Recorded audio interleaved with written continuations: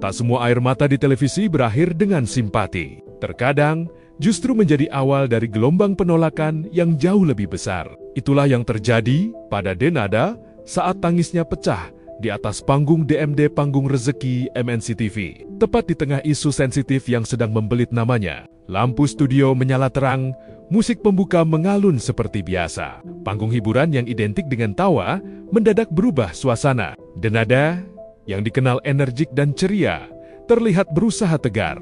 Namun, emosi itu akhirnya runtuh di hadapan kamera. Tangisnya pecah, tanpa filter, tanpa jarak. Momen itu langsung menyebar luas di media sosial. Bukan semata karena air mata seorang selebritas, tetapi karena waktunya bertepatan dengan isu dugaan penelantaran anak yang menyeret namanya. Publik masih memperbincangkan pengakuan Reza Rizky Rosano, seorang pria yang mengklaim sebagai anak kandung Denada yang tak pernah diakui. Tekanan publik pun kian terasa. Banyak yang menduga beban inilah yang akhirnya tumpah di atas panggung. Dalam video yang diunggah akun gosip pada Kamis 29 Januari 2026, Denada tampak rapuh, jauh dari citra panggung yang selama ini melekat padanya. Irfan Hakim yang berada di dekatnya mencoba menenangkan suasana. Ia mengingatkan bahwa tak semua cerita bisa dibuka ke publik dan selalu ada alasan di balik diam seseorang. Iis Dahlia pun mendekat, menjadi sandaran Denada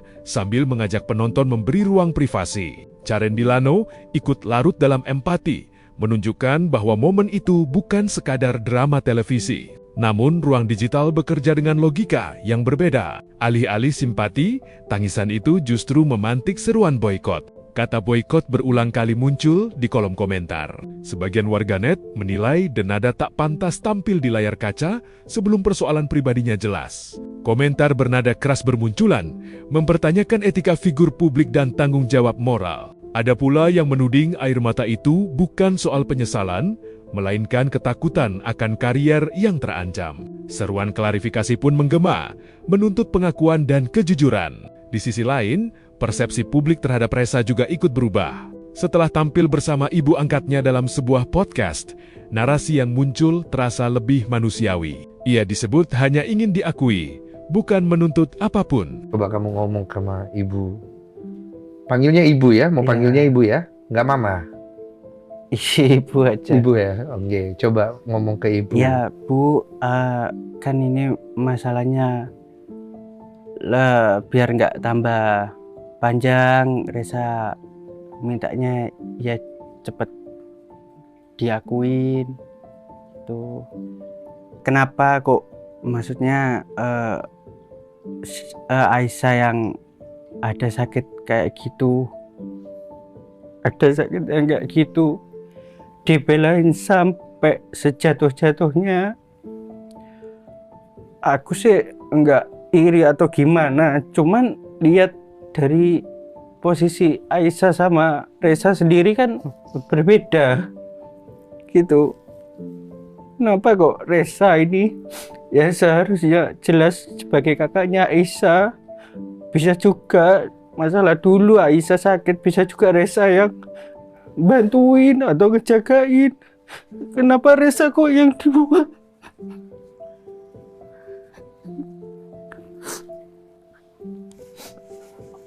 Itu aja.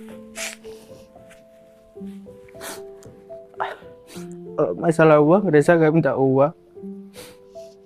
Cuman ya gimana ya, kok sampai maaf kok sampai sejahat ini gitu. Itu aja.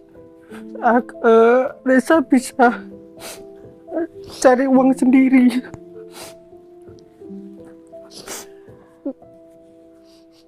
Bisa kerja sendiri, cari uang sendiri. Cuma untuk ketenangan hati selama ini Reza tunggu mulai dulu, mulai terpuruknya Reza sampai detik sekarang pun ibu gak mau ngakuin.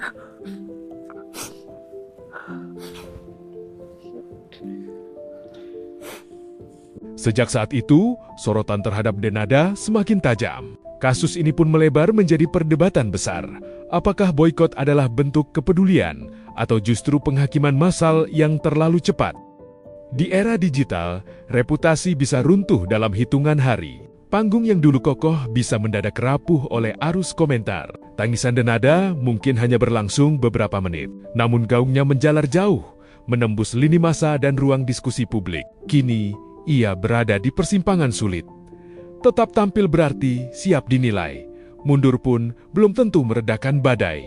Pada akhirnya, kisah ini bukan hanya tentang Denada atau Ressa. Ini adalah potret zaman, ketika air mata di layar kaca bisa berubah menjadi vonis sosial, dan publik memegang kuasa untuk mengangkat atau menjatuhkan seorang figur di hadapan jutaan pasang mata.